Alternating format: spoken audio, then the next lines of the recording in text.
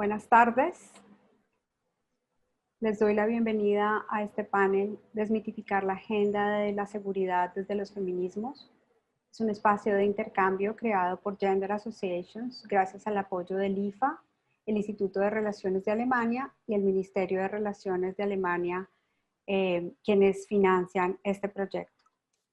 Mi nombre es Diana López, soy antropóloga feminista y actualmente soy la asociada líder en Gender Associations. El día de hoy desarrollaremos este encuentro que tiene como fin dar a conocer mejor la agenda de mujeres, paz y seguridad en la conmemoración de los 20 años de su promulgación por parte de las Naciones Unidas. Al mismo tiempo, presentar de una manera clara algunos de los elementos claves de la agenda de mujeres, paz y seguridad, controvertir y aclarar algunos de los supuestos sobre la 1325, especialmente en su visión desde América Latina, y explorar una visión general sobre los desafíos de paz y seguridad para las mujeres. En ese sentido, nuestro programa tendrá 3 momentos. Esta primera presentación de bienvenida y contexto, posteriormente tendremos una presentación acerca de los 20 años de la Agenda de Mujeres, Paz y Seguridad, sus mayores desafíos y logros por parte de Alma, por favor apagar los micrófonos, por parte de Alma Viviana Pérez de ONU Mujeres, quien hará un recorrido general al respecto. Posteriormente pasamos a un tercer momento que es lo que llamamos el diálogo regional, desmitificar la agenda de seguridad desde los feminismos, en el cual contaremos con la participación de 3 de nuestras comentaristas, Nicola Popovich de Gender Associations, Alemania, Renata Giannini de Instituto Igarapé, Gender Associations en Brasil, y Valeria Vilaseca, quien está desde Bolivia colaborando con Gender Associations. Como lo mencioné, posteriormente tendremos una ronda de preguntas y tendremos finalmente un cierre y una síntesis conclusiva a cargo de Hilary Anderson, quien es parte de la Comisión Interamericana de la Mujer en la Organización de Estados Americanos. Bien, el proyecto dentro del cual se enmarca esta iniciativa se llama Identificando Desigualdades para la Construcción de una Paz Duradera, el cual se ha desarrollado en Bolivia, Brasil y Chile. A lo largo de este proyecto hemos identificado que si bien existe una gran demanda de acción estatal en el cumplimiento de los deberes de prevención de los conflictos y la violencia, a nivel general en América Latina existe un marcado desconocimiento sobre el propósito, alcance y contenido de la resolución 1325. En este sentido, este panel tiene el doble propósito de brindar una capacitación básica en el tema de mujeres, paz y seguridad en América Latina y reflexionar en torno a lo que ha sido la implementación de la resolución en los 20 años que han transcurrido desde su promulgación.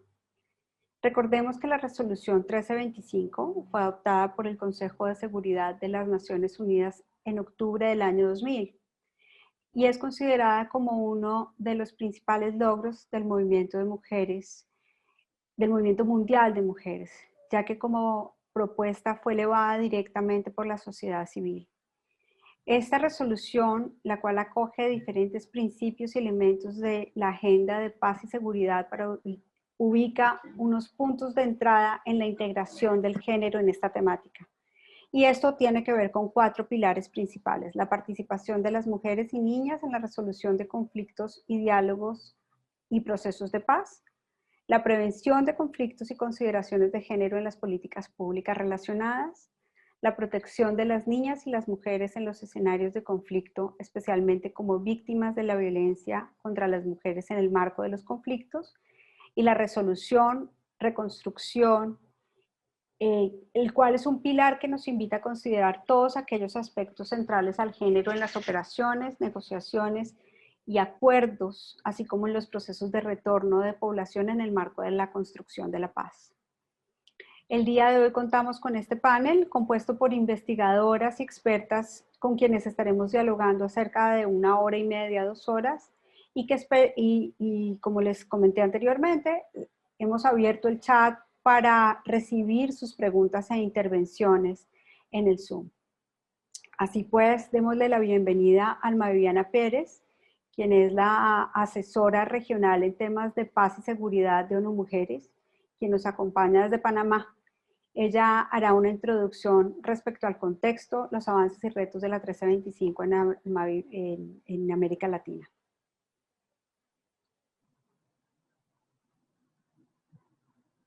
Gracias, Diana. ¿Escuchan bien? Perfecto. Gracias y buenas tardes. Bienvenidos, bienvenidas. Muy contenta, en realidad, y muy agradecida con Gender Associations y también con el apoyo del gobierno alemán y con todas las personas y las organizaciones de mujeres que aportan y que trabajan en este proyecto de identificar desigualdades para la construcción de una paz duradera. Y muy agradecida porque hemos estado durante todo el año en una conversación acerca de la celebración de los 20 años de la Agenda de Mujeres, Paz y Seguridad. Y esto es una conversación que también es muy importante que sigamos impulsando en español y en portugués. Y he estado en muchos foros en inglés en este tiempo, y creo que esto es una agenda muy de América Latina también. Y es parte de lo que queremos conversar hoy. Entonces, yo quisiera hacer esta presentación para abrir la conversación en torno a qué significa hoy la agenda en América Latina. Voy a pedir que me pasen la presentación. Muchas gracias, Joana, que está pasando presentación hoy. Quiero que hablemos de 3 temas. Por una parte, ¿qué implica la Agenda de Mujer, Paz y Seguridad hoy? Por otra parte, ¿qué significa eso? ¿Cómo lo resignificamos en América Latina? ¿Y qué claves podemos tener para el futuro? Y siguiente, por favor. Una de las primeras cosas que me gustaría traer a la mesa es que celebramos todos y todas la resolución 1325, que abre la agenda hace 20 años, como nos contaba Diana. Pero hoy esa agenda, eso es una resolución, en realidad, es un movimiento de mujeres que se volvió resolución y es una resolución del Consejo que se volvió una agenda global de paz y seguridad. Y esa agenda hoy son 10 resoluciones que desarrollan 4 pilares que se pensaron desde el inicio, pero son 10 resoluciones que nos permiten navegar en buena parte de los desafíos que tenemos en la región hoy. Entonces, estos pilares que Diana mencionaba se refieren a la participación de las mujeres en los esfuerzos relacionados con la paz y la seguridad. Se refieren a la protección en esos contextos. Se refieren a la prevención de conflictos, a la prevención en contextos de emergencias, en contextos de desigualdad como tenemos, y se refieren a la consolidación de la paz y la recuperación. Y esos 4 pilares los vemos reflejados a lo largo de 20 años en varios otros instrumentos que se desarrollaron y en varios otros eventos que pasaron y que hoy también hacen parte de la manera como las mujeres en el mundo responden a esta conversación sobre paz y seguridad, y en particular en América Latina. Yo quisiera mencionar 3 elementos de estos que están en la presentación que me parecen significativos profundamente. El primero de ellos es la adopción en 2015 de los Objetivos de Desarrollo Sostenible, y además también el fortalecimiento de la noción de construcción de paz sostenible, el Sustaining Peace, del que hablan en Naciones Unidas, y el Fondo para la Construcción de la Paz. Y me parece que eso tiene toda la relevancia también con la agenda del secretario general para la prevención de los conflictos y la consolidación de la paz, que está precisamente armada sobre la base de la centralidad de las mujeres y sobre la inclusión de los esfuerzos de construcción de paz. Entonces, me parece que esos dos elementos, junto con la adopción de la resolución 2250 sobre paz, juventud, paz y seguridad, son mayores elementos a tener en cuenta. Dos más que nos impactan: el cambio climático, con la conflictividad ambiental que viene con él, y ahora estamos en COVID, en pandemia, pero en realidad las pandemias son una de las amenazas, y el COVID no es lo único. Entonces, siguiente, por favor. Este año, el secretario general, en su informe anual de la Agenda de Paz y Seguridad, menciona varios elementos que también quería traer a la conversación, y quiero mencionar dos de ellos, los otros están acá. Pero tres de hecho, el uno tiene que ver con que 20 años de esta agenda y todavía las mujeres no participan significativamente en las actividades de consolidación de la paz. Hay unas participaciones significativas, pero es mucho lo que nos falta. Y las otras dos cosas que quiero mencionar tienen que ver, una, con el riesgo de cambio climático y degradación ambiental. Y esto, digamos, se refleja también en la conflictividad asociada, en las amenazas, en las agresiones, en los asesinatos a defensoras y defensores de derechos humanos, a defensoras, a periodistas, a sindicalistas. Y me parece importantísimo mencionar también el tema de la impunidad y el impacto que tiene ese elevado porcentaje de impunidad que existe frente precisamente a las vulneraciones a la protección de los derechos de las mujeres en las situaciones de la Agenda de Paz y Seguridad. Siguiente, por favor. Varias cosas más que me parece importante mencionar del informe del secretario. Hay avances, los hay en América Latina y los hay en el mundo.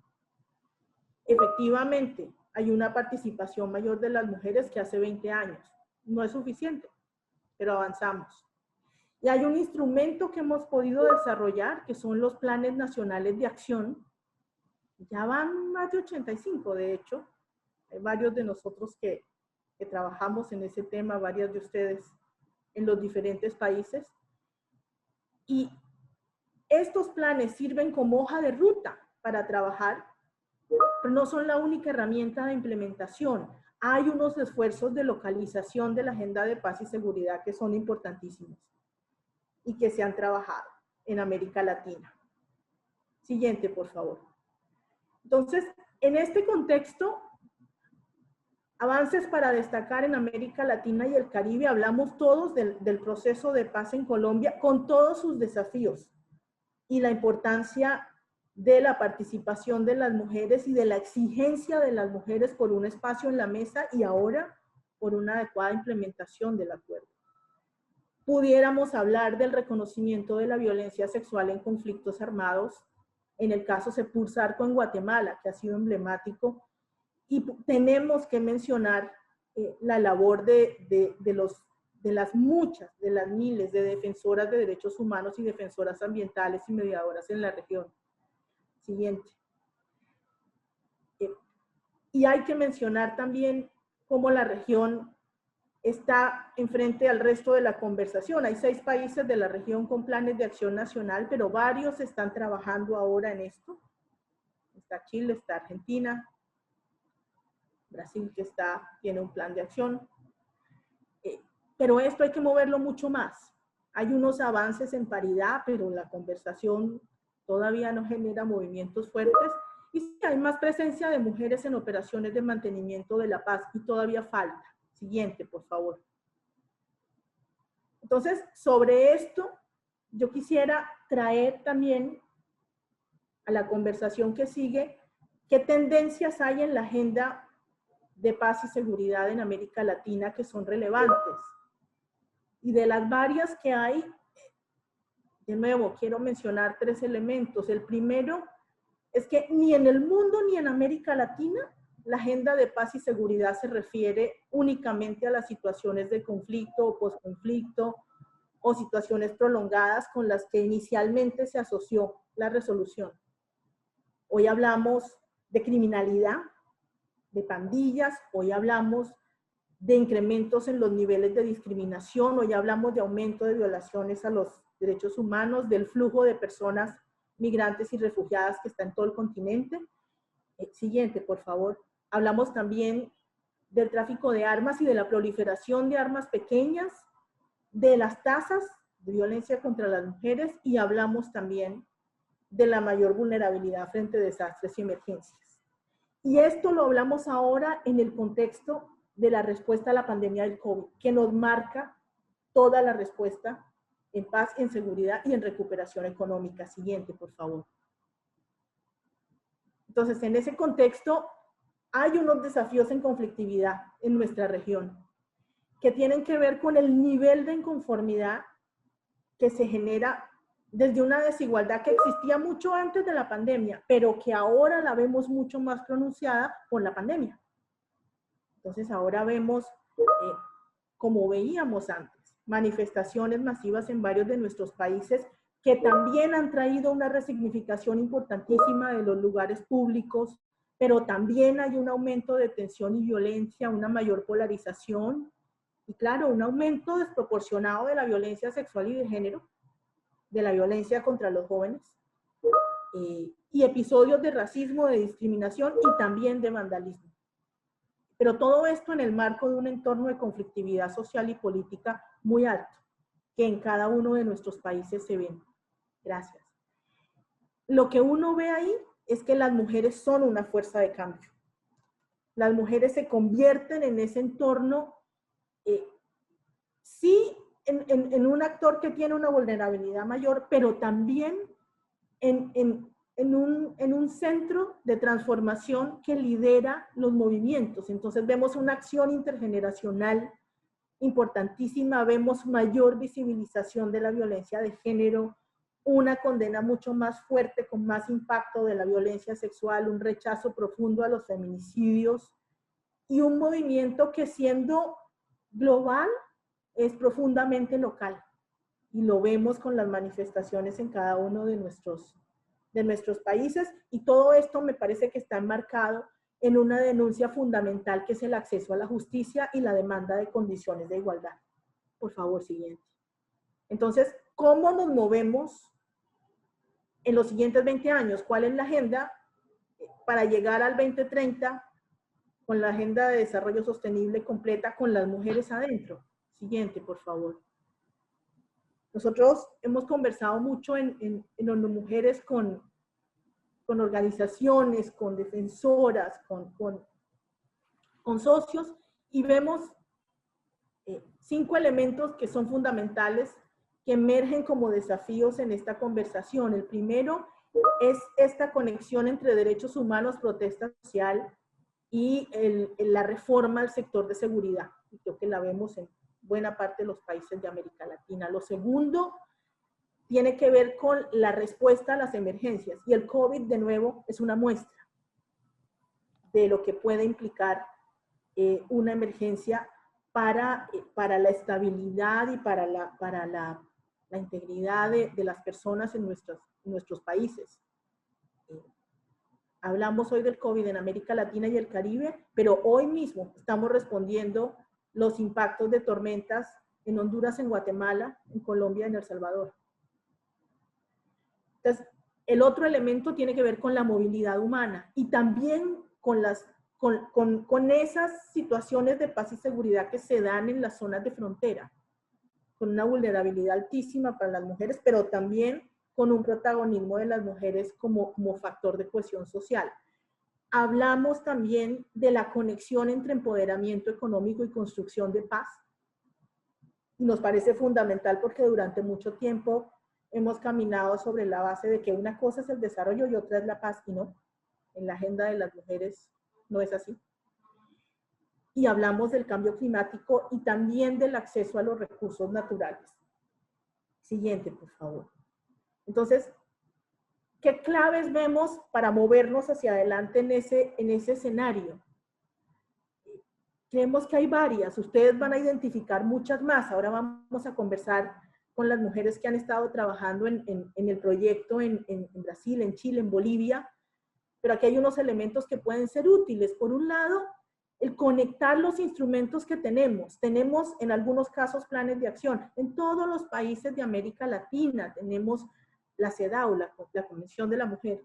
Y tenemos las recomendaciones de la CEDAW. Tenemos la recomendación 30, que nos aborda sobre situaciones de conflicto armado, de posconflicto y otras situaciones de conflictividad que también se pueden ver. Tenemos los planes de acción en los países que hay y tenemos esfuerzos de localización que son importantes y que podríamos continuar avanzando. Y eso es una combinación que podemos aprovechar. Lo siguiente que es útil y clave es abordar y trabajar por un fortalecimiento institucional, más allá de la necesidad de fortalecer la protección a las mujeres defensoras y a las organizaciones de mujeres. La contrapartida de esto tiene que ser un fortalecimiento institucional en las áreas de derechos humanos y en las áreas de seguridad y en esa conexión.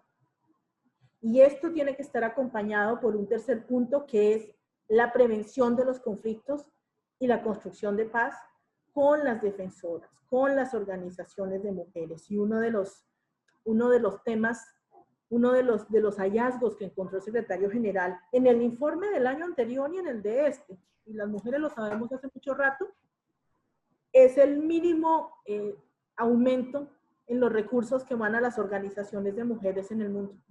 Sigue siendo el 0.02%. Y eso hay que cambiarlo. Y lo siguiente tiene que ver con esa vinculación entre la recuperación socioeconómica, la prevención de conflictos y la acción humanitaria en la respuesta a emergencias.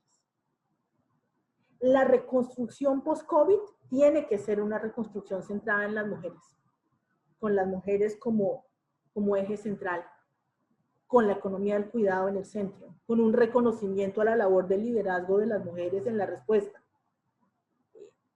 Porque de no ser así, vamos a terminar en una situación de inequidad mayor, con unos niveles de conflictividad mayores a los que ya teníamos, y esos ya eran altos. Y por último, es el trabajo de fortalecer las coaliciones en las que ya trabajamos. Nos hemos asociado todos, todas en Beijing más 25, hemos caminado de la mano para celebrar la Agenda de Paz y Seguridad y la Agenda de Jóvenes, Paz y Seguridad. Bueno, Mujeres ha abierto con varios estados el espacio y con las organizaciones de mujeres el espacio para trabajar en clave de generación e igualdad, el foro del año entrante, y hay un compact global sobre mujeres, paz y seguridad y acción humanitaria. Todas esas coaliciones son espacios para hacer visible la agenda, son espacios para discutir, son espacios para poner los temas de América Latina dentro de esta conversación global de paz y seguridad. Siguiente, por favor. Quisiera dejar ahí para avanzar en la conversación. Estos son los puntos que el secretario general marcó este año al presentar el informe como una ruta para la próxima década.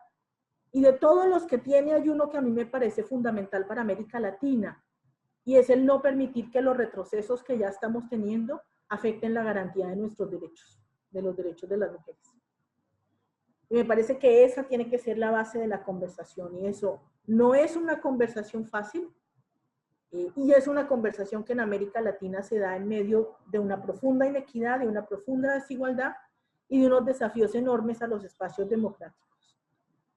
Pero es en lo que estamos. Hace 20 años, esta agenda comenzó gracias a las organizaciones de mujeres que hicieron activismo, se organizaron y llevaron al Consejo de Seguridad la demanda hasta que la demanda apareció convertida en una resolución que hoy nos tiene conversando de este tema. Hoy, 20 años más tarde, siguen siendo las organizaciones de mujeres, siguen siendo las mujeres activistas, siguen siendo las mujeres en las comunidades las que nos pueden dar la clave para avanzar en esta agenda. Entonces, yo celebro mucho este proyecto, celebro mucho esta conversación, agradezco Nicola Popovich que está aquí por abrir el espacio, a Diana que nos abre el espacio también, y estamos muy agradecidas y muy dispuestas a esta conversación desde ONU Mujeres con todos y con todas.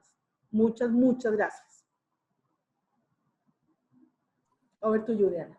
Gracias a ti, Alma Viviana. Creo que ha sido una muy comprensiva visión sobre los antecedentes, el avance significativo, los puntos de entrada para aquellos países que no han sido hasta el momento zonas de conflicto, pero sí de emergentes conflictividades, y una muy interesante invitación a repensar el lugar que esta agenda ocupa en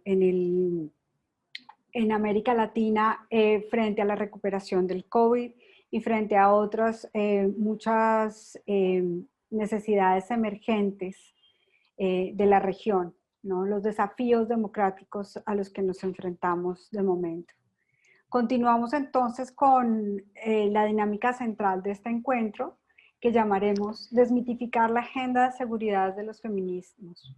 En este panel nos acompañan Nicola Popovich, directora y fundadora de Gender Associations, quien por más de 15 años ha estado trabajando continuamente en la 1325 en el mundo y quien nos acompaña hoy desde República Dominicana.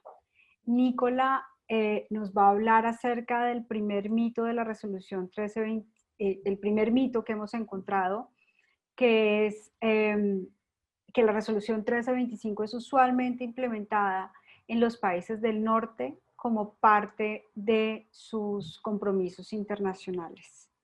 Entonces vamos a darle en este momento la palabra a Nicola. Un momento, por favor. Muchísimas gracias, Diana. Bienvenidos a todas, a todos.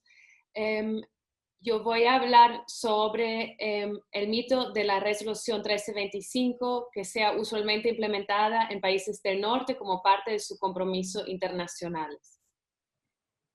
Como dijo Alma Viviana, el empuje hacia la resolución 1325, que ahora está conocida como la Agenda de Mujeres, Paz y Seguridad, no se dio por parte de los países del norte únicamente y mucho menos por parte de los gobiernos nórdicos. De hecho, aspectos de mujeres, paz y seguridad vienen desde la sociedad civil y por gran parte de sociedades que han enfrentado conflictos armados en contextos postcoloniales. En las conferencias globales de las mujeres, donde se juntaron mujeres de todas partes, en Ciudad de México en 1965, en Copenhague 1980, Nairobi en 1985 y en Beijing en 1995. Se discutieron temas de mujeres, paz y seguridad. En la plataforma de acción como resultado de la conferencia de Beijing, se formuló en la área crítica recomendaciones y acciones concretas para enfrentar y responder a los desafíos de mujeres en conflictos armados, por ejemplo. Con base en eso, mucho trabajo político entre Naciones Unidas y la sociedad civil se logró empujar la resolución 1325 en el año 2000. 20 años atrás. En ese sentido, esa resolución es más global que el norte global. No obstante, constituye un compromiso internacional que es válido tanto para los países nórdicos como del sur. En conjunto con otros compromisos, como dijo Alma Viviana, como la Convención sobre la Eliminación de todas formas de discriminación contra la mujer, CEDAW, de 1979, y su recomendación número 30, las resoluciones de Mujeres, Paz y Seguridad forman un marco normativo en torno a la participación de las mujeres en procesos de paz, prevención de conflicto y violencia armada, la protección de violencia sexual y con base de género, y la recuperación en contextos post-conflicto.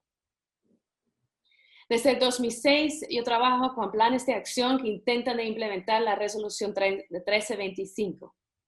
Los primeros países que eran en efecto países europeos como Dinamarca, Noruega y Suecia. Sin embargo, conjunto con Hilary Anderson, aquí presente, hemos colaborado por parte del UNINSTRO con UNMIL y el gobierno de Liberia en el desarrollo del Plan de Acción de Liberia en 2009. Hoy en día existen más de 85 planes, incluyendo en la región de Latinoamérica. Mientras muchos de esos planes de acción tienen un enfoque en aumentar la participación de mujeres en Fuerzas Armadas y sobre todo en operaciones de paz. La relevancia de la Agenda de Mujeres, Paz y Seguridad, sin embargo, va mucho más allá. Sobre todo considerando la alta presencia de armas de fuego, crimen organizado, violencia contra la mujer, como el feminicidio, la exclusión de las mujeres cuando se trata de seguridad, el rol de seguridad, del sector de seguridad, incluyendo el sector de seguridad privada, en temas de acoso contra los derechos humanos y discriminación, y también nuevas amenazas, como dijo Alma Viviana, el COVID o el cambio climático, que todo afecta a las mujeres desproporcionalmente. En eso, la resolución 1325 y la Agenda de Mujeres, Paz y Seguridad tienen más relevancia que nunca en toda Latinoamérica y el Caribe. Gracias. Gracias, Nicola. Muy importante tu intervención, cambiando un poco la dinámica y los pensamientos equivocados con respecto al origen y destino de la resolución 1325. Continuamos entonces con nuestra siguiente invitada. Ella es Renata Giannini, nuestra compañera de Brasil, quien es investigadora del Instituto Igarapé y durante más de una década ha recabado información, experiencias y ha analizado el aterrizaje regional de la 1325. Ella nos ayudará a entender por qué cree que los gobiernos y las instancias militares, por qué se cree que los ministerios e instancias militares, así como los ministerios de Relaciones Exteriores, son las instituciones responsables de la 1325. El micrófono es tuyo, querida. Graças, Diana, por amável introdução. Eu vou falar em português, mas para as colegas em espanhol, não se olvidem do closed caption, por se necessitam ajuda com os subtítulos. Enfim, em primeiro lugar, eu queria agradecer muito o convite da Gender Associations para falar sobre um dos mitos que é um dos que mais nos tem assombrado na região e que, de certa forma, contribui para esse distanciamento da sociedade civil de uma agenda que, na verdade, é bastante central para a segurança das mulheres.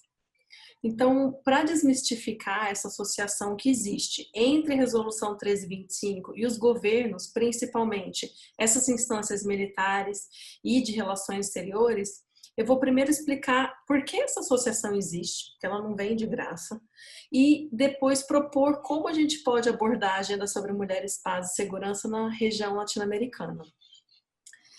Como a gente sabe, essa agenda, a Agenda Mulheres, Paz e Segurança, inaugurada com a Resolução 1325 no ano 2000, ela se propõe basicamente a colocar as mulheres no centro da agenda de paz e segurança. Os primeiros países que elaboraram planos nacionais de ação eram países desenvolvidos e acabaram focando muito em suas ações de política externa. No entanto, os planos de segunda geração, eles são de países que passaram por conflitos armados, aqueles declarados oficiais, numa linha mais tradicional. E aí, sim, nós observamos o envolvimento de uma série de instituições que vão muito além dessas instituições relacionadas à defesa, à política externa e à segurança. Nesses casos, as instituições envolvidas são justamente aquelas que efetivamente trabalham pela promoção da participação de mulheres nos governos, além da sua própria segurança.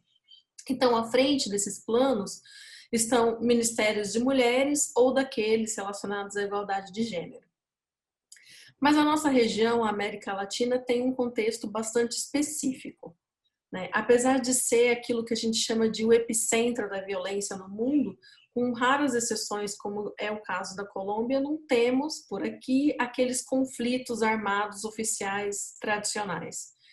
Então, a forma como a agenda sobre mulheres, paz e segurança se tornou conhecida na nossa região veio da atuação dos nossos países em operações de paz e chegou aqui pela primeira vez justamente pelos centros de treinamentos militares para operações de paz.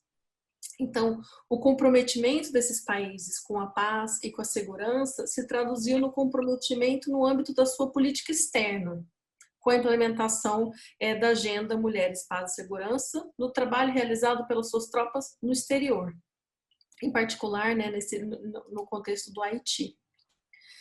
Então, os seus planos nacionais, eles acabaram se pautando pelos planos de ação dos países envolvidos e envolveram principalmente aqueles órgãos relacionados à sua atuação em operações de paz da ONU, que são justamente as instâncias militares e os ministérios de política externa.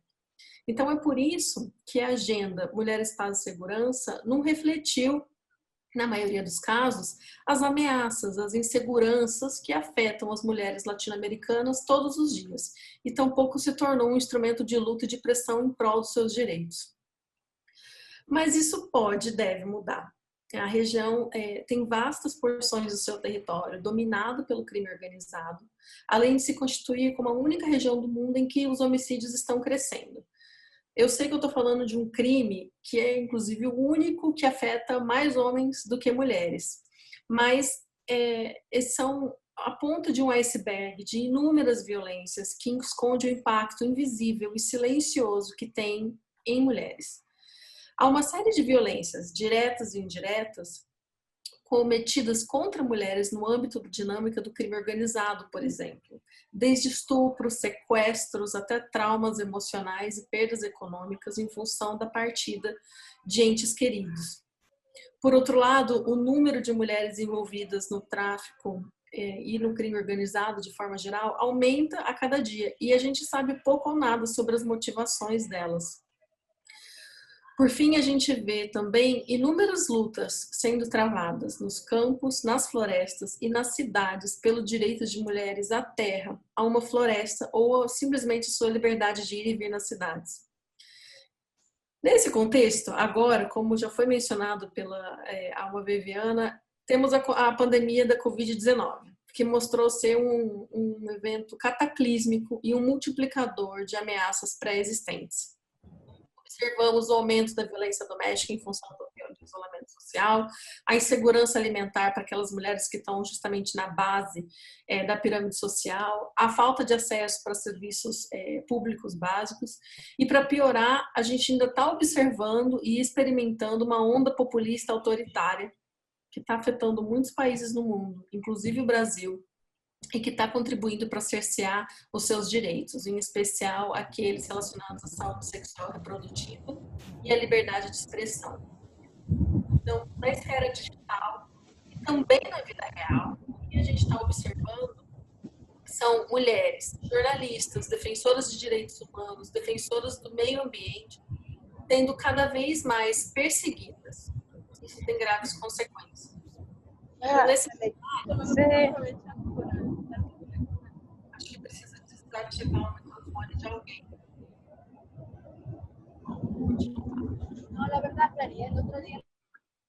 Nesse cenário, é evidente que a Agenda sobre Mulheres, Paz e Segurança e a Resolução 1325 podem contribuir para colocar a perspectiva, as ameaças e a resistência de muitas mulheres latino-americanas no centro da agenda de segurança da região. É uma agenda de todas nós e das instituições governamentais que estão dispostas a promover a segurança e a paz das mulheres, seja no interior de suas casas, seja em suas aldeias, nas florestas ou em zonas rurais afastadas onde o Estado não chega. Então, talvez tenha chegado a hora, acho que na verdade passou da hora, de tratarmos essa agenda como uma agenda de mulheres, para que nós possamos definir o que ela significa e quais são as suas prioridades, e a partir daí a gente começar a atuar. Muito obrigada. Muito obrigada. Muchísimas gracias, Renata. Una muy amplia e interesante visión sobre las múltiples aristas que tiene el tema de seguridad y cómo efectivamente una reflexión acerca de ello desdibuja esos límites de que es el sector de seguridad de los ministerios de Relaciones Exteriores aquellos encargados de dar cuenta del avance de esta resolución, y por el contrario nos muestra ese amplísimo panorama que involucra todos los temas relacionados con la seguridad humana, y en este sentido como la supervivencia de la vida, cambio climático, la amenaza que significa los temas de salud pública, hacen parte de una reflexión que nos cabe a las mujeres cada vez que tenemos que pensar en términos de la seguridad y los múltiples agentes que esto incorpora. Bien, nuestra última invitada en esta sección es Valeria Vilaseca, boliviana, abogada e investigadora en innovación social y feminista. Ella elaborará en torno al mito de que la 1325 solo se aplica en contextos de guerra y conflictos armados. Quiero recordarles, por favor, a los participantes que no activen sus micrófonos. Valeria, te voy a ceder el micrófono. Gracias. Gracias, Diana, por darme la palabra, y muy buenas tardes a todos, a todas, a todes. Creo que es importante resaltar primero que por casi todos estos años de vigencia de la resolución 1325 se ha manejado su aplicación en el marco del ámbito bélico o del conflicto interno militarizado.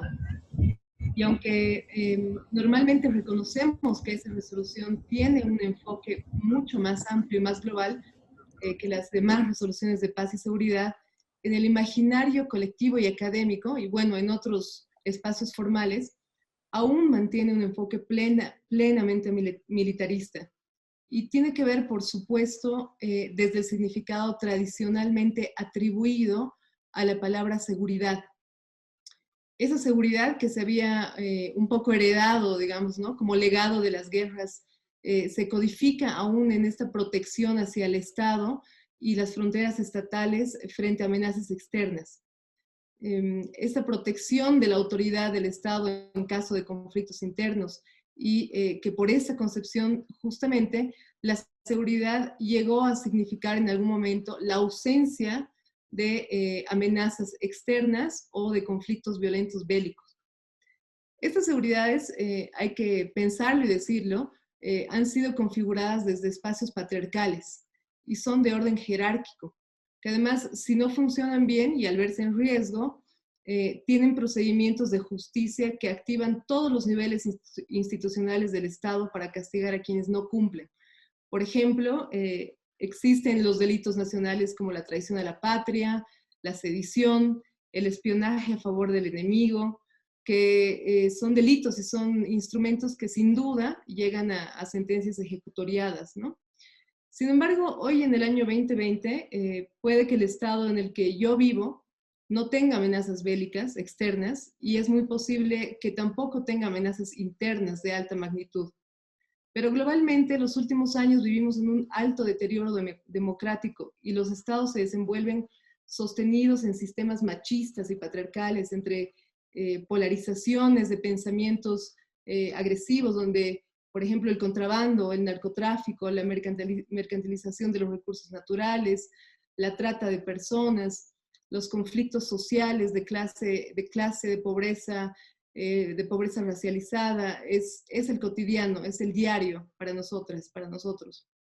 En estos contextos, yo como mujer, en cualquier país de Latinoamérica, en mi vida individual, en un contexto local, incluso en contextos comunitarios, vivo un alto nivel de amenaza de violencia machista, política, económica, social, ambiental, entre otras, ¿no? Todas están regidas por patrones sexistas. lo que significa que sufro o tengo un alto riesgo de sufrir agresiones físicas, psicológicas, económicas, incluso el riesgo latente de morir a manos de mi pareja, o cualquier hombre o cualquier masculinidad de corte hegemónico, solo por el hecho de ser mujer, sin que las fuerzas militares o policiales me protejan en este caso. Vivo con el riesgo y la escalada de miedo constante también de salir a las calles y sufrir violencia sexual, o que mis niñas o niños vivan esa misma situación, en nuestra propia casa. Vivo también con el riesgo y el pánico de que por decisiones políticas locales o como castigo comunitario que podría pasar aquí en Bolivia, dentro de las comunidades indígenas originarias campesinas, me corten el agua potable o el gas o el acceso a gas en la casa y me dejen a mí y a mi familia sin servicios básicos, triplicando inclusive mi vulnerabilidad para sobrevivir. Vivo con la inseguridad constante de contraer alguna enfermedad como el COVID o como el VIH o cualquier otra, porque el Estado no me cubre servicios sociales de salud y tampoco tiene capacidad resolutiva en sus hospitales para atender estos casos. Todos estos casos y muchos más quedan definitivamente impunes, porque además la inseguridad en la mayoría de nuestros países está configurada a través de hegemonías de poder, de un poder patriarcal y de sistemas monetarios y abusivos, que hacen también invisibles y naturalizan las violencias, las agresiones y las batallas de guerra a través del uso de los cuerpos de las mujeres y las feminidades. En este punto, el significado de seguridad desde un concepto bélico y patriarcal atenta a la propia existencia y naturaleza de los estados, ya que estos, desde esta misma mirada, inclusive pueden contribuir al aumento de la inseguridad más que a su reducción. Entonces, en este rápido análisis podemos ver y entendemos que la resolución 1325, al introducir a las mujeres como sujetas activas de protección y agentes de pacificación, cambia el paradigma a una construcción activa y efectiva de la paz. Nos abre la posibilidad de trabajar la seguridad ya no solo basándonos únicamente como una protección del Estado frente a las agresiones externas, sino más bien percibiendo que la seguridad está totalmente relacionada con la vida de las personas individuales y las comunidades, y que los estados tienen una obligación de cambiar sus roles patriarcales y reaccionar y proteger con acciones locales, incluyendo el liderazgo de las mujeres en el diseño para la reasignación de presupuestos locales, para las políticas públicas, para los programas y los instrumentos, para dotar de seguridad real y contemporánea, una seguridad contemporánea sobre todo, a la vida de las mujeres y las feminidades desde un enfoque de igualdad y horizontalidad.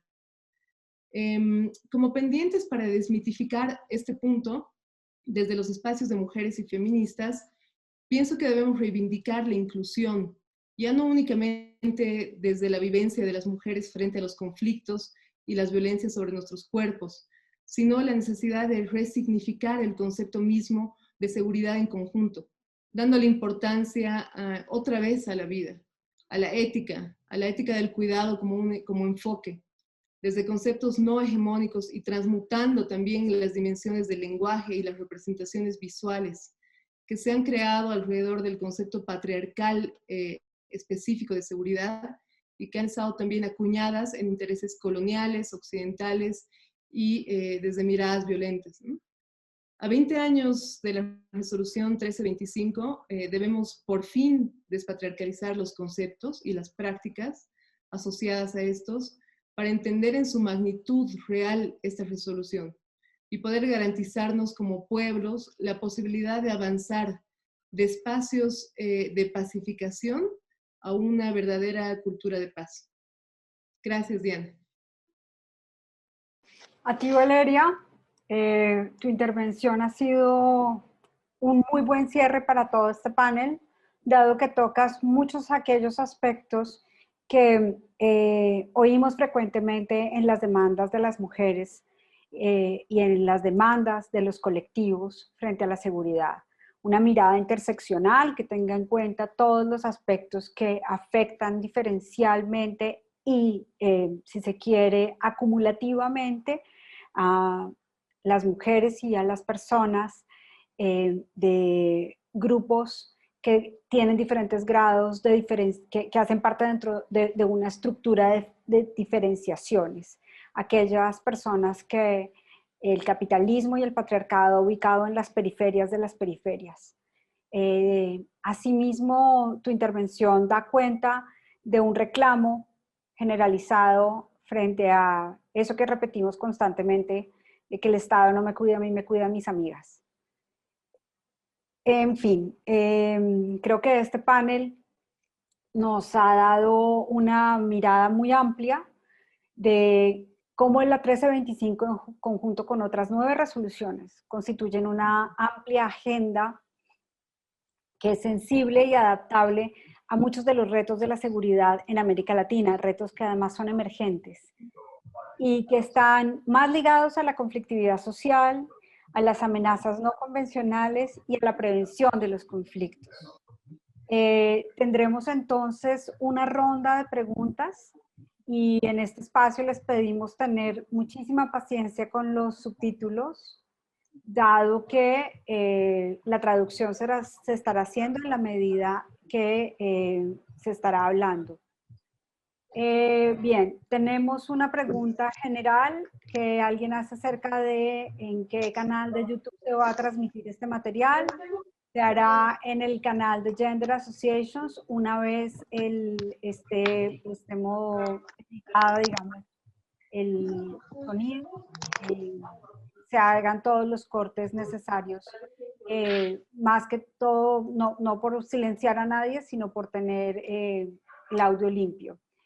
Bien, hay una pregunta que hace Miki Jagevich y es una pregunta para todas, pero especialmente para Valeria y Renata. Él pregunta, ¿cuál es el papel de la maquinaria de género, ¿no? De estas arquitecturas específicas que el gobierno tiene en relación con esta agenda?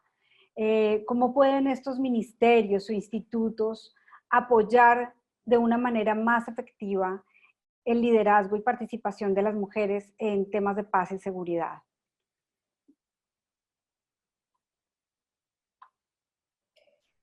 No sé quién de las dos quiere contestar primero, si Renata o Valeria. Eu posso começar. Eu acho que o papel é fundamental, né? O que eu acho que é um pouco do que eu falei, o que a gente observa hoje em dia é que muitas vezes o tipo de instituição que está mais ligada a mulheres, paz e segurança, que principalmente aqui na América Latina, são instituições relacionadas à defesa e a relações exteriores, acaba, de certa forma, distanciando essas organizações da sociedade civil que não vê no plano nacional, ou que não vê nas ações que esses ministérios promovem, refletidas as suas causas, refletidas aquela situação que elas passam todos os dias. Eu acho que o principal papel de instituições governamentais é buscar o bem comum, o bem da sociedade, o bem da sua população. Então, fazer uma escuta qualificada com relação ao que é considerado como paz e segurança das suas mulheres é o principal ponto, eu acho que é o primeiro passo para entender quais são as inseguranças que as afetam.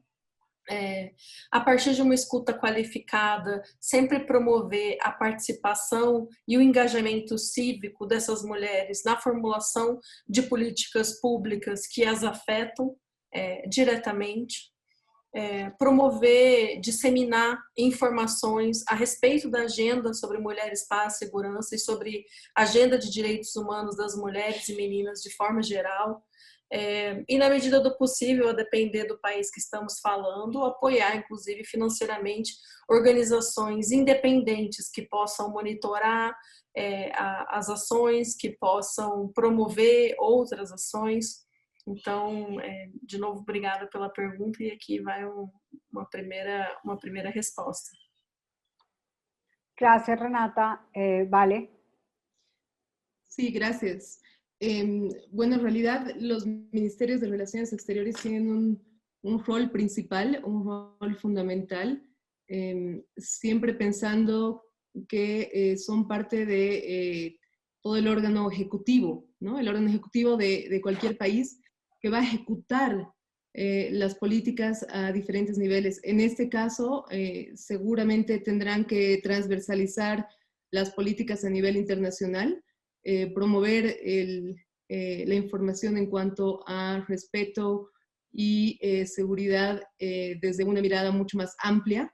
Y, por supuesto, también la idea de promover dentro de sus relaciones bilaterales y multilaterales y en espacios y desde un enfoque amplio en plataformas integradoras como, por ejemplo, los resultados de los objetivos de desarrollo sostenible, financiamiento para el desarrollo, etcétera. La idea y la complementariedad de los países y los estados en cuanto a la resolución 1325 y los avances dentro de los países. Gracias. Bien, no sé si Alma Viviana quiere darnos una mirada también sobre la región respecto a esta pregunta. Gracias, Diana. Iba precisamente a pedir la palabra porque yo creo que este tema de las maquinarias de género, pero sobre todo de la institucionalidad, es absolutamente clave para la conversación. Nosotros necesitamos avanzar en una agenda de igualdad que permita que las organizaciones de mujeres tengan el apoyo que requieren, que las defensoras estén protegidas y puedan hacer su trabajo, pero que haya una institucionalidad en el otro lado que dé respuesta a este movimiento que se viene desde las organizaciones sociales y desde la sociedad civil. Y es solamente el camino de estos dos actores andando con la cooperación, apoyando, con todo lo demás, lo que realmente nos genera movimiento. Yo creo que el fortalecimiento de la institucionalidad democrática, el fortalecimiento de la institucionalidad de las mujeres dentro de esa institucionalidad democrática y el fortalecimiento de los espacios regionales y locales son fundamentales para asegurar que podemos hacer construcción de paz con inclusión y con igualdad de género y con las mujeres en el centro. Me parece que eso es parte central de la agenda de paz y seguridad. Y yo añadiría un poco más basada en la experiencia de Colombia y un poco de lo que ha sucedido en los últimos meses en otros países de la región, y es la necesidad de que el movimiento de mujeres le reclame al Estado ese diálogo necesario que tiene que haber entre las maquinarias de género y el sector de seguridad. Porque usualmente cuando hablamos de temas relacionados con seguridad para las mujeres, esto tiende a ser cooptado por situaciones como todo lo relacionado con violencia hacia la mujer en el ámbito de lo privado. Pero ahora bien, en situaciones de deterioro de democracia y conflictividad social, como las que vivimos en América Latina, o muchos de estos nuevos desafíos relacionados con las otras macrocrisis que hacen parte de conflictos no convencionales, las mujeres los grupos de mujeres tienen una gran capacidad de recabar información, de transmitirla y de además ser como unos catalizadores de muchas de estas necesidades en términos de seguridad. Y en ese sentido, su acción es fundamental, no solamente para que los estamentos del sector de seguridad den cuenta de cuál es el problema de las mujeres en sí, sino porque las mujeres se convierten en expertas en seguridad. Entonces, me parece que ese rol de los colectivos de mujeres ha sido fundamental en buscar como esa armonización entre dos sectores que tienden a estar bastante separados. Yo quería hacer una pregunta también un poco abierta en este sentido para nuestras dos colegas, que tiene que ver con qué necesidades de capacitación se encuentran en estos momentos en la base el movimiento de mujeres de cara a los desafíos del deterioro de la democracia en países como Bolivia y como Brasil.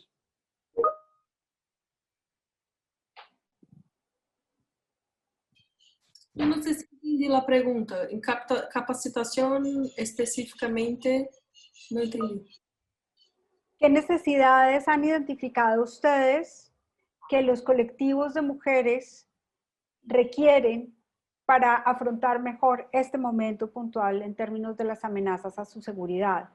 Hablabas, por ejemplo, tú de las amenazas permanentes que tienen mujeres que están vinculadas a la defensa de los derechos sexuales y reproductivos en Brasil. ¿Qué tipo de capacitaciones, qué tipo de información, qué tipo de no sé, colaboración en términos de enseñanza se puede dar para mejorar su situação? Obrigada, Diana. Não, agora ficou claro.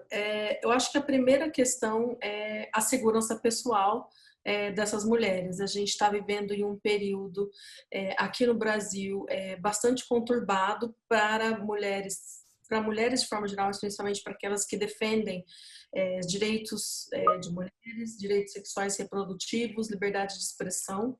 A gente está observando, por um lado, uma diminuição do espaço cívico, ou desse espaço em que os cidadãos e cidadãs podem atuar em prol dos seus direitos e pressionar governos para implementar políticas públicas inclusivas. E essa perseguição ela tem sido feita muitas vezes online, então a gente observa uma necessidade grande de capacitação em segurança digital, né? De forma que seus perfis eles não sejam hackeados, que as suas informações pessoais não sejam hackeadas, não escapem por aí pela internet. A gente observa uma necessidade de promover a inclusão digital. Eu estou aqui falando da necessidade da segurança digital, mas muitas vezes são mulheres que estão na floresta, que têm uma dificuldade enorme de conectividade, mas que têm muito para compartilhar, que têm muito para falar e para defender os seus direitos. Elas precisam, de certa forma, receber o apoio para que as suas vozes sejam ouvidas, sejam ampliadas, sejam visibilizadas no nosso país. No contexto de pandemia, isso está acontecendo na forma digital, que muitas vezes é inacessível a muitas dessas mulheres. E necessidades básicas mesmo, né? A gente teve a oportunidade nesse projeto de conversar com cerca de 25 mulheres que estão na liderança e no front de várias lutas, e uma das coisas que elas destacaram assim, são questões básicas, ter uma casa segura, receber algum tipo de proteção para que elas possam continuar desenvolvendo o seu trabalho. Então, eu acho que, além de um espaço livre, de livre expressão, de manifestação, de associação, essas são as questões que eu colocaria como principais, né? Inclusão digital, segurança digital e segurança pessoal, só para começar. Obrigada. Muy bien, gracias. Sí, efectivamente, como lo menciona Renata, este mundo de COVID nos ha recluido a muchos en los hogares y específicamente nos ha puesto de cara al mundo de lo digital, donde existen muchísimas amenazas, y es por eso que requerimos como mejor conocimiento de dónde vienen esas amenazas y cómo evadirlas y cómo enfrentarlas. Vale, no sé si quieres comentar un poco en torno a esta pregunta. Sí, gracias, Diana. Bueno, en realidad Bolivia está en un momento álgido de diferentes sensaciones y situaciones. Acabamos de pasar de 11 meses muy, muy duros, a una nueva etapa de un gobierno democráticamente electo, pero sí que me gustaría comentar algunos puntos que hemos ido encontrando a lo largo de la investigación social desde hace unos meses. Sobre todo, pienso que hay que resaltar la necesidad que las mujeres comentan sobre la acción y la vigilancia ciudadana, feminista, ¿no? A través de las redes y que tengan, quiero decir, de las redes humanas, no de las redes digitales necesariamente, no en la forma, sino en el fondo, ¿no? De mucha confiabilidad. Entonces, creo que es un punto clave para estabilizar y acolchonar ciertos impactos que hemos ido viviendo durante los últimos meses y también abordar un poco el análisis del activismo de los derechos humanos desde espacios feministas que pueda utilizarse como una herramienta de emancipación que transmute estas situaciones de violencia. También hay una necesidad latente de canales de conversación sin prejuicio, que puedan ayudar a eliminar la escalada de pánico en momentos muy críticos. Y yo coincido con Renata, el manejo de seguridad de datos y las estrategias de resiliencia digital son realmente estructurales en este momento de nuestras vidas, donde casi todo es digital.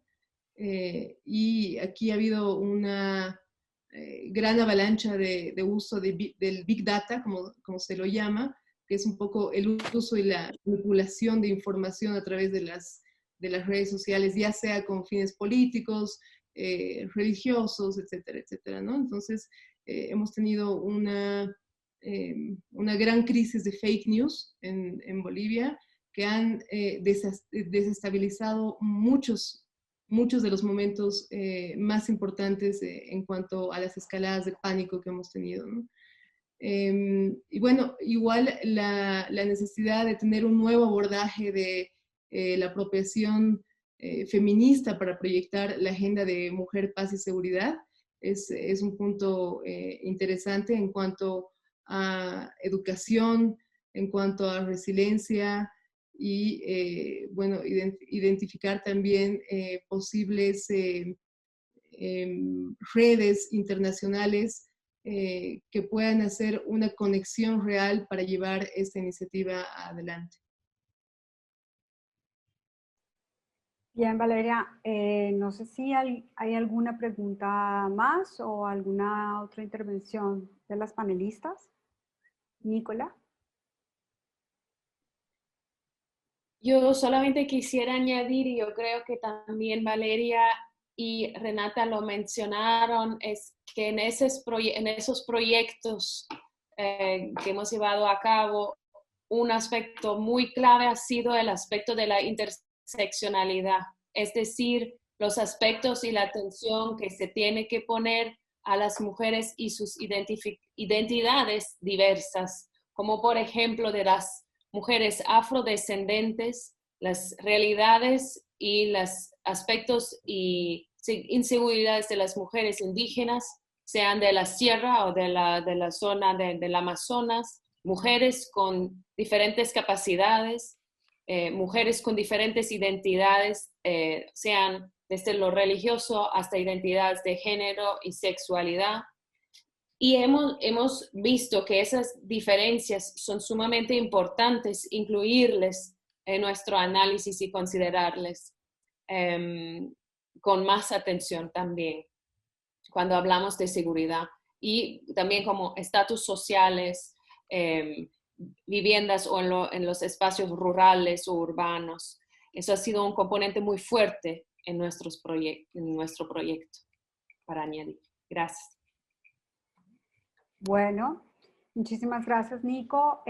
Había una solicitud de Elizabeth Castillo de poder revisar el contenido de la resolución y Claudia Llano nos hizo el favor de incluirla dentro del chat, de ahí la pueden descargar. Y no siendo más este ronda de preguntas, contamos con la presencia de Hilary Anderson, quien desde la Comisión Interamericana de Mujeres en la Organización de Estados Americanos nos acompaña desde Washington y hará el cierre de esta sesión. Hilary, es un orgullo contar contigo y te damos la palabra. Muchas gracias, Diana, y gracias también a Gender Associations por la invitación para charlar con ustedes hoy día. Desde que la resolución 1325 se adoptó, para las que trabajamos en la región americana, ha sido, la verdad, que un desafío lograr su apropiación, principalmente desde los espacios políticos. Como bien destacó Alma Viviana, el movimiento de mujeres de la región tiene una agenda de mujeres, paz y seguridad, ¿no? Y lo ha articulado desde las múltiples realidades de nuestros países y también desde la experiencia concreta de países tan diversos como Colombia, Guatemala, El Salvador, Haití, y también los países como esta con Nicolás, típicamente del norte, ¿no? Canadá y Estados Unidos, que tienen agendas amplias sobre mujeres, paz y seguridad, pero principalmente mirando hacia afuera y apuntando a su cooperación al desarrollo. Persiste, sin embargo, una brecha entre la agenda articulada desde el movimiento de mujeres y el abordaje del tema mujeres, paz y seguridad por parte de los procesos y de las instituciones de toma de decisiones en todos los niveles, o sea nacional hasta regional, por ejemplo, donde estamos en la OEA. Claro es que cuando existe este abordaje, porque el tema de mujeres, paz y seguridad ha sido casi ausente de la agenda de trabajo de la OEA hasta ahora.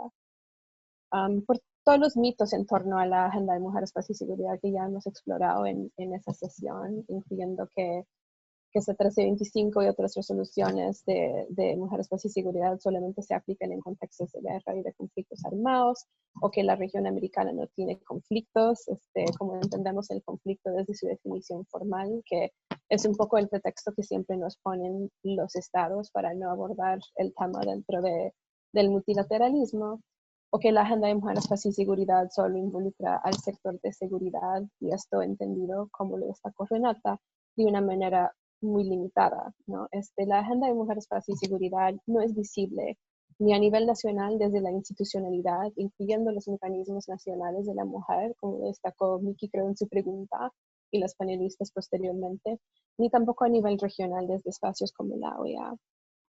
La situación actual es que desde los estados la seguridad ciudadana y la violencia contra las mujeres son abordadas por diferentes entidades gubernamentales que rara vez dialogan. Mujeres, paz y seguridad es abordado casi exclusivamente por la sociedad civil, todavía 20 años después de la adopción de la resolución. En la OEA, estos temas son abordados hasta por distintos departamentos, ¿no? Y desde la CIM no hemos podido colocar el tema de mujeres, paz y seguridad como tal en la agenda de la organización. Aquí quiero hacer como un hincapié en lo que es el crecimiento de los movimientos y de los discursos antiderechos en la región, ¿no? En los últimos años, que tiene un especial impacto y relevancia para los mecanismos nacionales de la mujer en los países, ¿no? Ya que buscan o eliminarlas o convertirlas en ministerios de la familia, o como ha pasado en Brasil, que siguen existiendo, pero como una partecita del Ministerio de Justicia, digamos, y no como el Ministerio de la Mujer, como era antes. Y eso obviamente afecta su capacidad en todos los sentidos, de dialogar con las organizaciones de mujeres, con la sociedad civil, de incidir en los distintos niveles de Estado desde la agenda de las mujeres, periodo, y desde una agenda de mujeres, paz y seguridad en particular, ¿no? O sea que cuando apuntamos a la institucionalidad del Estado y a los mecanismos nacionales de la mujer en particular, me parece importante señalar el momento, el contexto en que nos encontramos ahora. Dicho todo eso, la paz y la seguridad para las mujeres significan otra cosa, ¿no? Empiezan con nuestros propios hogares. En esta región el hogar sigue siendo el lugar de mayor inseguridad para las mujeres. Y eso es una realidad que se ha agudizado en el contexto del COVID-19. En casi todos los países de la región han señalado el incremento de la violencia contra las mujeres y las niñas y los niños en los contextos de encierro y de aislamiento social, combinado con la reducción en la oferta y el financiamiento para los servicios necesarios para el abordaje de esta violencia.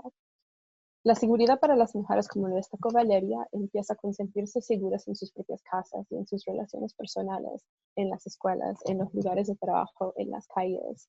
Es el poder vivir sin miedo de todas esas violencias machistas, políticas, económicas, sociales y ambientales, entre otras que ya señaló, que enfrentamos las mujeres en múltiples entornos como parte de nuestras vidas cotidianas.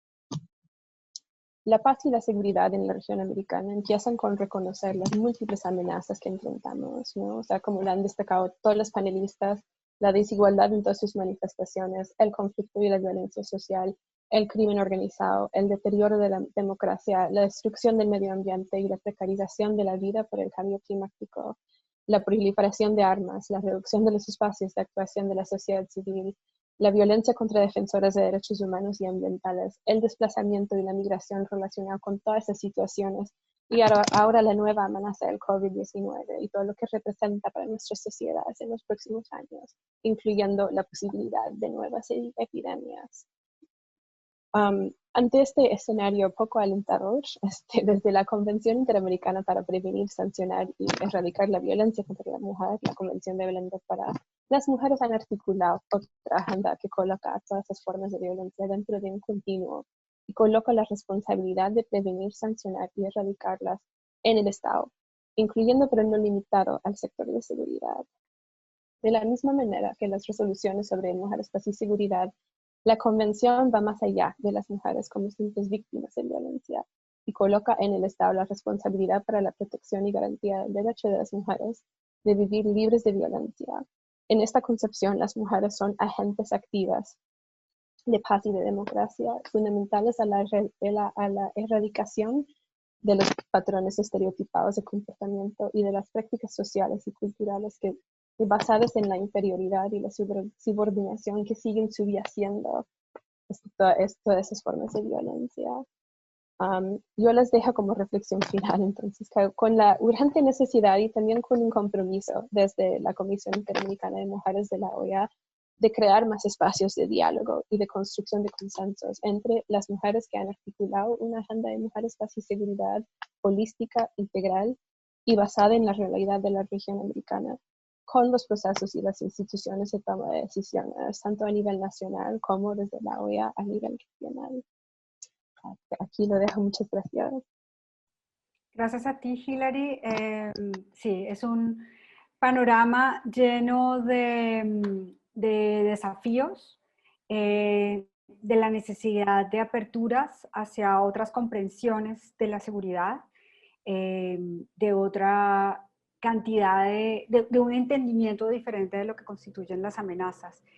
Cuando empezó toda la crisis del COVID, uno de los lugares comunes era decir, nos armamos tanto con armas que no pudimos ver las microamenazas que venían en forma de virus. Y eso se conjuga con otra cantidad de elementos de la sociedad que en la actualidad representan, suman, digamos, a estas amenazas. Se dice que en estos momentos la pandemia no es solamente una pandemia, sino una sindemia, porque actúa en sinergia con otros elementos como la pobreza, como la carencia de acceso a agua potable, como la desprovisión de servicios de salud pública, etcétera, etcétera.